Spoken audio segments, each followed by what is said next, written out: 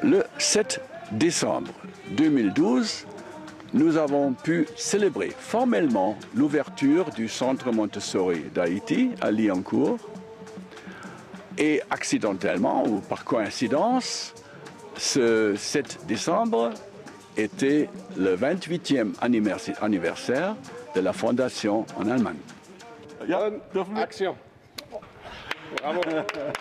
Lors de cette ouverture de ce centre Montessori d'Haïti, on pouvait saluer une cinquantaine de dignitaires. Spécialement, on était très content de pouvoir recevoir le nouveau ambassadeur de l'Allemagne en Haïti, Klaus-Peter Schick, qui nous a honorés avec sa visite. On était très content de voir que lors de l'ouverture officielle du centre Montessori d'Haïti, 13 des bâtiments du centre étaient prêts pour l'utilisation, étaient accomplis, sauf quelques petits ajustements, sauf quelques petites corrections. Mais en janvier 2013, on pourra recommencer avec la formation régulière des institutrices Montessori préscolaires à Liancourt.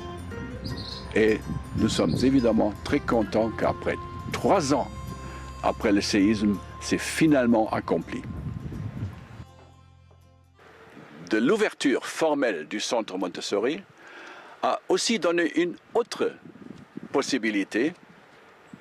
Cette autre possibilité, c'était de donner des diplômes à 14 nouvelles institutrices et quelques instituteurs Montessori préscolaires.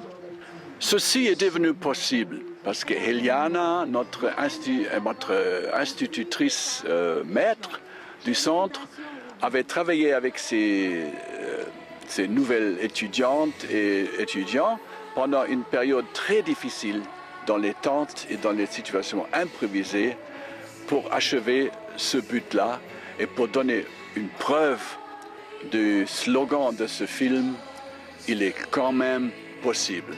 Malgré les situations horribles, c'était quand même possible de continuer avec la formation et ce sera encore mieux maintenant.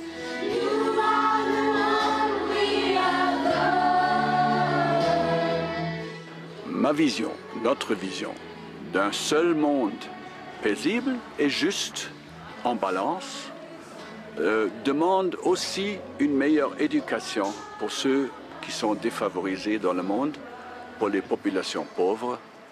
Et en Haïti, dans notre centre Montessori, on peut prouver, on a prouvé que c'est possible, c'est quand même possible de former des institutrices qui seront ensuite capables de donner une véritable chance aux enfants de se développer comme Maria Montessori l'avait envisagé pour le futur d'une meilleure éducation.